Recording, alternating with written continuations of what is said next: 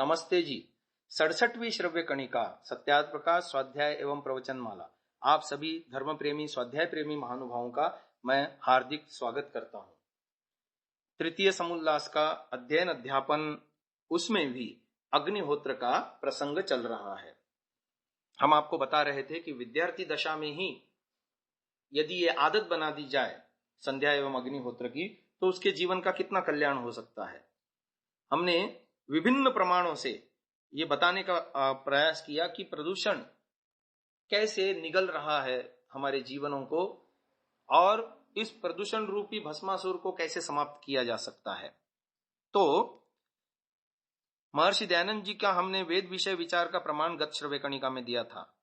आगे बढ़ते हैं। सुगंधित पदार्थ रखा जाए तो अधिक लाभकारी होंगे, ऐसा समझना भूल है।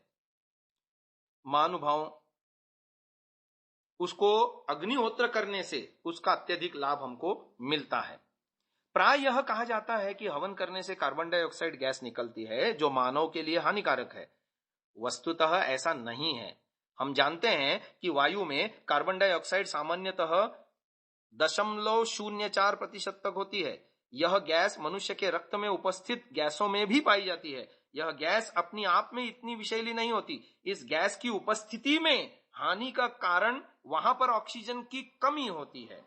सांस लेने के लिए ऑक्सीजन का पर्याप्त मात्रा में होना अपेक्षित है। यदि हवन करने से इतनी अधिक कार्बन डाइऑक्साइड निकलती कि ऑक्सीजन की अपेक्षित मात्रा में कमी हो जाती, तो सांस लेने में कठिनाई हो जाती, तो हवन में यह दोष माना जा सकता था। परंतु ऐसा न होने से स्पष्ट है कि हवन में पैदा होने वाली यह गैस मनुष्य के लिए हानिकारक नहीं है। कार्बन डाइऑक्साइड गैस जल में घुलनशील है, अतः हवन करते समय जो जल हवन कुंड के चारों ओर छिड़का जाता है, कुछ गैस उसमें भी घुल जाती है। यदि हवन ठीक रीति से किया जाए, समिधाएं ठीक प्रकार की और ठीक परिमाण में डाली जाएं और घी का प्रयोग पर्याप्त मात्रा में किया जाए, तो कार्बन डाइऑक्साइड बहुत कम बनेगी।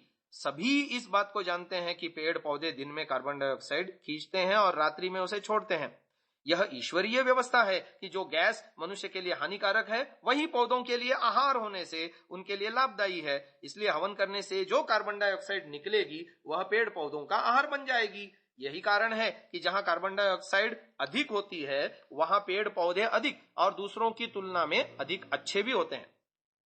किसी कार्य वस्तु का सर्वथा नाश नहीं होता। ये एक बहुत बड़ा विज्ञान है जो महर्षि दयानंद जी ने सत्यार्थ प्रकाश में भी ये बात लिखी कि तुम पदार्थ विज्ञान को नहीं जानते।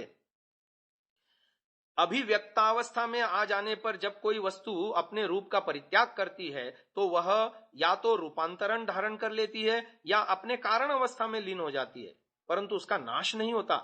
इस स्थिति को साधारणतया उस वस्तु का नाश समझ लिया जाता है। यह अज्ञान है। परिणामन के कारण उसका नाम रूप भले ही बदलता रहे, पर उसका सर्वात्मना विनाश कभी नहीं होगा। जल का ऑक्सीजन हाइड्रोजन में विभक्त होकर अदृश्य हो जाना अथवा वाष्प रूप में उड़ जाना जल का नाश नहीं माना जाना चाहिए। एक स्थिति से दूसरे में परिवर्तन कहा जाना चाहिए। मोमबत्ती के जलते जलते बुझ जाने पर भी न उसकी बत्ती नष्ट होती है और न मोम, केवल हमें उसका रूप में दिखाई देना बंद हो जाता है। यदि अग्नि में डाले जाने से मिर्चों का नाश हो जाता, तो क्या कारण है कि उस स्थान पर बहुत देर के बाद तक भी खड़े नहीं रह पाते।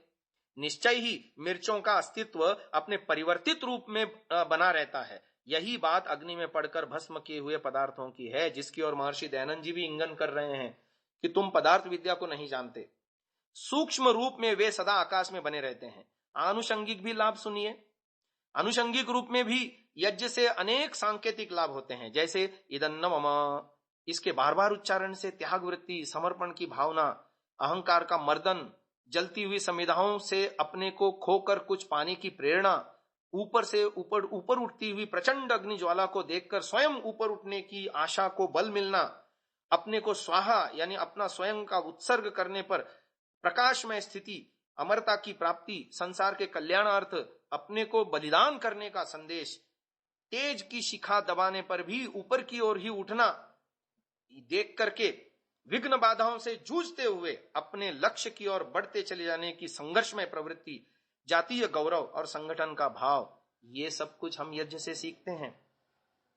जो व्यक्ति प्रतिदिन वेदी पर बैठकर आहुतियां डालता हुआ भौतिक अग्नि के साथ साथ आत्मिक ज्वाला को भी प्रदीप्त करता रहता है, वह शनै शनै उन्नति और विकास के शिखर पर पहुंच जाता है। जिसका अग्नि के साथ संपर्क हो जाता है वह ऊर्ध्वगतित होता है, वह ऊपर ही ऊपर चढ़ता जाता है। और वेद भी यही कहता है, उत्क्रामातः पुरुषमाव पंथा, ये पुरुष तू ऊपर को उठ। और ये अग्नि हमको प्रेरणा देती है। पानी सदा नीचे को बहता है, परंतु अग्नि के संपर्क में रहकर वह भी भाप बन जाता है और ऊपर की ओर उठने लगता है। मनुष्य भी परमात्मा का सानिध्य पाकर ऊपर उठने लगता है, ऊपर ही ऊपर उठता चला जाता है, देवत्व को प्राप्त होता है। फिर उसके पतन की आकांक्षा नहीं रहती। जैसे यज्ञाग्नि में डाली हुई आहुति अग्निरूप हो जाती है, वैसे ही जो ब्रह्माग्नि में अपने सर्वस्व की आहुति समर्पित कर देता है उसका जीवन यज्ञमय हो जाता है। ऐसे यज्ञाग्नि अरणियों के घर्षण से पैदा होती है, वैसे ही ब्रह्माग्नि तपस्या से प्रकट होती है। इस प्रकार जो व्यक्ति अग्निहोत्र के प्रकाश से जीवन का प्रकाश करने का अभ्यासी हो जाता है उसे मृत्यु भी कष्ट नहीं दे सकती। जिसने अपने जीवन का एक एक क्षण अपने स्वामी की कीर्ति का विस्तार करने में लगाया हुआ हो, तो वह मृत्यु के आने पर तेरी इच्छा पूर्ण हो कहकर हंसते हंसते मृत्यु को भी गले लगा लेगा ना। महानुभाव, दैनिक अग्निहोत्र के लिए महर्षि दयानंद जी ने जिन मंत्रों का प्रावधान किया है उनकी आध्यात्मिक परिभाषा से युक्त मैंने कुछ श्रव्य कणिकाओं का, लगभग 50-60 श्रव्य कणिकाएं हैं 10-10 मिनट की, जैसे आप रोज सुनते हैं सत्यार्थ प्रकाश की, इसी प्रकार की 10-10 मिनट की श्रव्य कणिकाएं मैंने ध्वनिमुद्रित की हैं। आप में से जो महानुभाव चाहेंगे मैं उसका संकेत स्थल यानी लिंक आपको दे दूंगा। आप नेट से, अंतर्जाल से उसको उतार लेवें, डाउनलोड कर लेवें और उसका भी लाभ ले सकते हैं। आज के युवाओं में जो अग्निहोत्र नहीं करते उन लोगों के लिए और अग्निहोत्र से होने वाले आध्यात्मिक लाभ क्या हैं, जीवन के चरम उत्कर्ष तक पहुंचने के लिए अग्निहोत्र में कैसे कैसे संकेत मिलते हैं, इन बातों को उन मंत्रों के प्रवचन से आपको जानने को मिल सकता है। तो जो भी महानुभाव आवश्यक समझते हो मुझे जरूर संकेत करें, मैं उनको वो संकेत स्थल का पता दे दूंगा। महानुभाव, यह कहा जा सकता है कि अग्निहोत्र जल वायु की शुद्धि करना ही अग्निहोत्र का उद्देश्य नहीं है। यह तो बहुत सारी आग जलाकर उसमें घृत सामग्री झोंक देने से भी पूरा हो सकता था। फिर यह सब आडंबर किस लिए? यह एक मनोवैज्ञानिक सत्य है कि अंग संचालन के साथ किया हुआ कार्य और कथन केवल वाणी से निश्रित शब्दों से अधिक प्रभावशाली हो सकता है। इसी कारण श्रव्य काव्य की अपेक्षा दृश्य काव्य में लोगों की अधिक रुचि होती है, यानी ऑडियो की अपेक्षा वीडियो लोग ज्यादा पसंद करते हैं। बालकों को पाठ कंठस्थ कराने के लिए प्रायः इसी पद्धति का प्रयोग किया जाता है।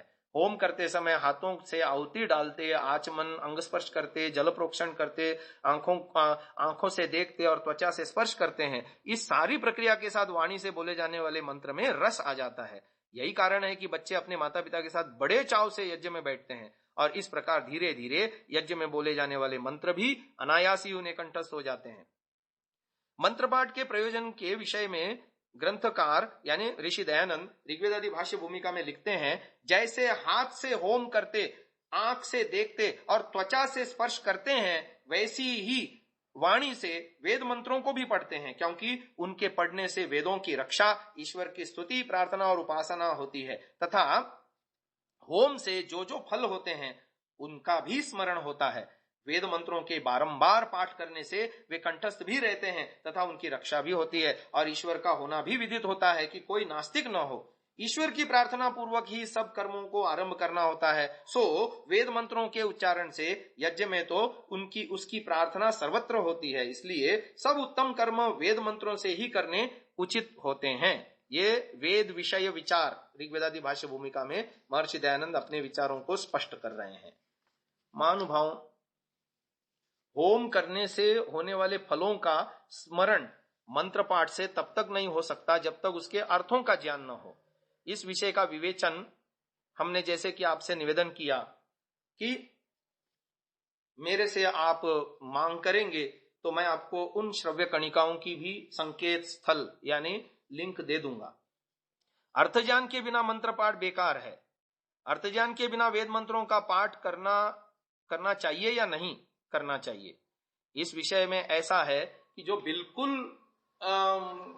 वेद पाठ नहीं करता उससे तो अच्छा है। जो आदमी बिना अर्थ ज्ञान के केवल वेद पाठ संहिता पाठ मात्र कर रहा है वो उससे अच्छा है, परंतु उसका 10% केवल लाभ मिल रहा है कि उससे उसके जीवन में वेद की रक्षा हो रही है, जो अगले जीवन में वो संस्कार लेके जाएगा। परंतु यदि अर्थ ज्ञान जानता है तो शुद्ध ज्ञान, शुद्ध कर्म, शुद्ध उपासनाओं द्वारा जीवन के चरम लक्ष्य तक पहुंचने की सफलता को वो प्राप्त कर सकता है। मान भाव इस विषय में अगली श्रव्य कणिका में हम आपको और विशेष बात बताएंगे। अभी इसको यहीं विराम देते हैं। ओम।